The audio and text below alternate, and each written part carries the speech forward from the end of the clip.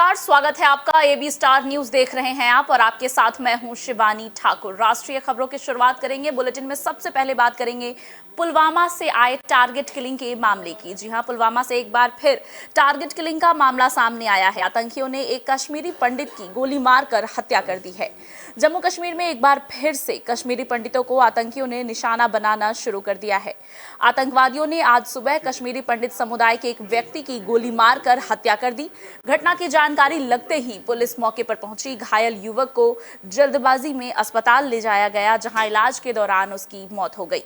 मृतक की पहचान संजय शर्मा के रूप में हुई है, जो दक्षिण कश्मीरी जिले के एक बैंक में सुरक्षा गार्ड थे। अधिकारियों ने ट्वीट करके इस पूरे मामले की जानकारी दी और बताया कि इलाके की घेराबंदी करके हमलावरों को पकड़ने के लिए तलाश शुरू कर दी गई है।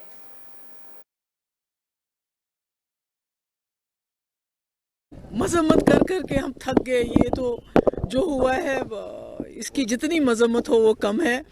मैं उनसे कहना चाहती हूँ जिन्होंने ये किलिंग की कि अभी कुछ दिन पहले हरियाणा में उनको दहशतगर्दी कहा जा सकता है, उन्होंने 2 मुसलमानों को जिंदा जला दिया। आज आपने यहाँ पर हमारा एक बहुत थोड़े बचे कुचे हमारे कश्मीरी पंडित, हमारे सरदार भाई, हमारे जो कश्मीरी स्पीकिंग हिंदू, ये जो बचा हुआ था इतने सालों से ये रहा, कश्मीर छोड़ के चला नहीं गया, यहीं पर रहा हमारे साथ जीने मरने के लिए। आज आपने इसको मार दिया तो फर्क क्या है? प्रधानमंत्री नरेंद्र मोदी ने उत्तर प्रदेश में नवनियुक्त दरोगाओं को संबोधित किया। उन्होंने उन्हें समाज के प्रति संवेदनशील रहने की सलाह दी, साथ साथ शुभकामनाएं भी दी। आपको बता दें कि उत्तर प्रदेश में नवनियुक्त दरोगाओं को संबोधित करते हुए प्रधानमंत्री नरेंद्र मोदी ने कई तरह के सुझाव उनको दिए, जिसमें उन्होंने ये कहा कि समाज के प्रति उन्हें संवेदनशील रहना चाहिए, डंडे की जगह दिल का इस्तेमाल करना चाहिए और कई मामलों में चयनित अभ्यर्थियों को सेवा और शक्ति की प्रतिबिंब बनने को कहा गया, ताकि अपराधी भयभीत रहे और शरीफ आदमी निडर रहे।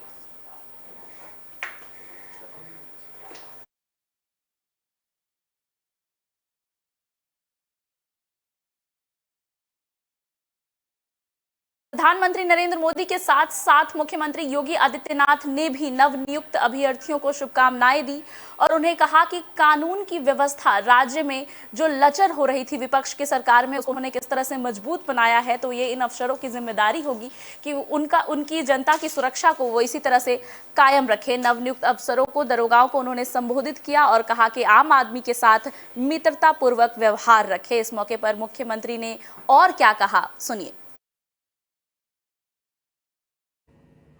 ADG law and order Shri Prashant Kumar ji, ADG PAC doctor KS Pratap Kumar ji, हमारे यहाँ पर उपस्थित सभी मंत्रिमंडल के मेरे सहयोगी, माननीय विधायकगण, पुलिस के सभी वरिष्ठ अधिकारीगण और आज जिन्हें 9055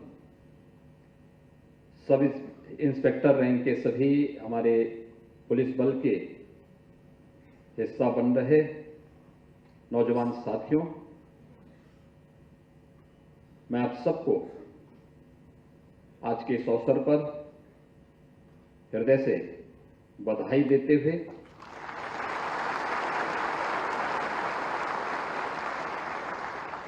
दुनिया के सबसे बड़े सिविल पुलिस बल के एक अभिन्न हिस्सा बनने के लिए आप सबका मैं हृदय से अभिनंदन करता हूं। दिल्ली शराब नीति मामले में उप मुख्यमंत्री मनीष सिसोदिया की मुश्किलें लगातार बढ़ती जा रही है। आपको बता दें कि सीबीआई एक तरफ जहां उनसे लगातार पूछताछ कर रही है, वहीं बीजेपी और आम आदमी पार्टी के बीच हाई वोल्टेज ड्रामा देखने को मिल रहा है। आपको बता दें कि आज मनीष सिसोदिया से लगातार सीबीआई पूछताछ कर रही थी। इसी बीच मामले पर आम आदमी पार्टी और बीजेपी एक दूसरे पर हमलावर हो गए। आम आदमी पार्टी की ओर से आशंका जताई गई थी कि आज मनीष सिसोदिया को गिरफ्तार कर लिया जाएगा। इसको लेकर आप के कई नेताओं ने सीबीआई हेडक्वार्टर के पास आज प्रदर्शन किया। हालांकि वहां धारा 144 लागू होने की वजह से करीब 50 नेताओं को हिरासत में ले लिया गया। दिल्ली पुलिस की ओर से बताया गया कि लोधी रोड पर सीजीओ कॉम्प्लेक्स के पास पार्टी के कुछ नेता और समर्थक बैरिकेड पार करने और सीबीआई हेडक्वार्टर के पास विरोध करने के इरादे से इकट्ठा हुए थे। उन्हें रोक दिया गया और बैरिकेड्स पार करने की अनुमति नहीं दी गई। इस दौरान वो सारे मुख्य सड़क पर ही बैठ गए, जिससे यातायात बाधित हुआ। उनसे जगह खाली करने के लिए कहा गया क्योंकि इलाके में धारा 144 लागू था, लेकिन वो बैठे रहे और नारेबाजी करते रहे। इसलिए विधायक और कैबिनेट मंत्री गोपाल राय समेत करीब 50 लोगों को पुलिस ने हिरासत में ले लिया। चाहूंगा कि मनीष सिसोदिया जी का अरेस्ट, उनकी गिरफ्तारी, ये दिखाता है कि प्रधानमंत्री मोदी जी अरविंद केजरीवाल से ईर्ष्या करते हैं। Prime minister Modi is jealous of Shri Arvind Kejriwal, और वो इसलिए है क्योंकि प्रधानमंत्री मोदी जी की कैबिनेट में एक भी मंत्री ऐसा नहीं है जो मनीष सिसोदिया जी जितना काबिल हो, मनीष सिसोदिया जी जितना समर्पित हो और मनीष सिसोदिया जी की तरह देश की सेवा करने में जुटा हो। और मैं कहना रायपुर में चाहूंगा, चल रहे कांग्रेस के राष्ट्रीय महाधिवेशन का आज आखिरी दिन था। 3 दिवसीय महाधिवेशन का आज आखिरी दिन था, जिसमें राहुल गांधी, सोनिया गांधी और प्रियंका गांधी भी मौजूद रहे। सोनिया गांधी, प्रियंका गांधी, राहुल गांधी तीनों ने जनता को संबोधित किया। तो वही जनता को संबोधित करते हुए राहुल गांधी एक बार फिर मोदी और अडानी पर सवाल उठाए। महाधिवेशन में बीजेपी पर एक बार फिर राहुल गांधी जमकर बरसे। पार्टी के मंच से राहुल गांधी ने भारत जोड़ो यात्रा के अपने अनुभवों के साथ साथ कांग्रेस के संघर्ष की कई कहानियां लोगों से साझा की।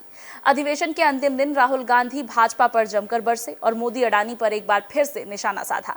इसके साथ ही उन्होंने विदेश मंत्री एस जयशंकर से चीन से जुड़े बयान को लेकर भी जमकर निशाना साधा। सोनिया गांधी राहुल के संबोधन के दौरान कई बार भावुक हुई। वहीं पार्टी महासचिव प्रियंका गांधी वाड्रा ने कहा कि चुनाव में जनता से जुड़े मुद्दों को लगातार अनदेखा किया जा रहा है।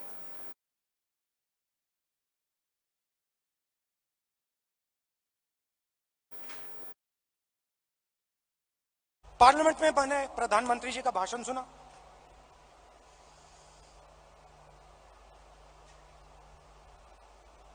कहते हैं कि मैंने भी जाके लाल चौक में तिरंगा फहराया था।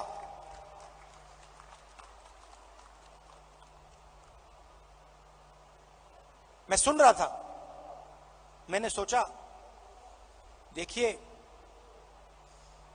हिंदुस्तान के प्रधानमंत्री को बात समझ नहीं आई, बात समझ नहीं आई।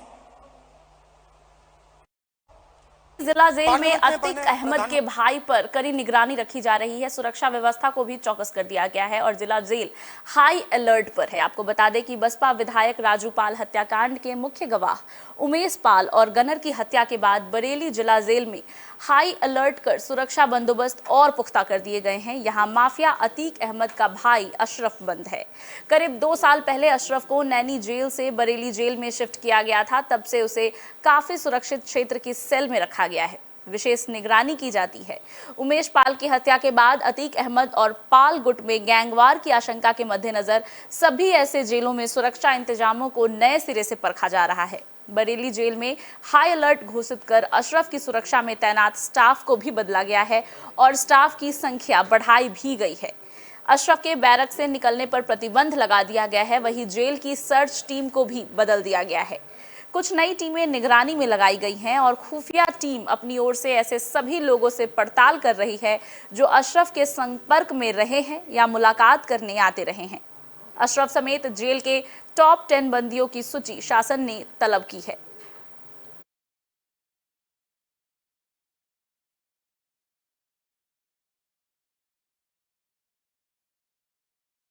गोवा से सड़क दुर्घटना की वारदात सामने आई है, जहां एक तेज रफ्तार डंपर ने स्कूटी को 2 किलोमीटर तक घसीटा, जिसमें एक बुजुर्ग और उनके पौत्र की मौत हो गई।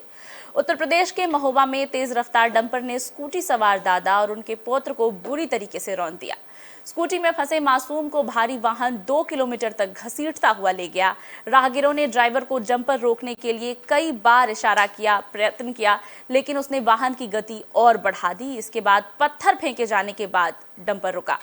हादसे के बाद दोनों घायलों को खून से लथपथ हालत में अस्पताल ले जाया गया, जहां डॉक्टर ने दोनों को मृत घोषित कर दिया। पुलिस इस मामले की जांच में जुट गई है।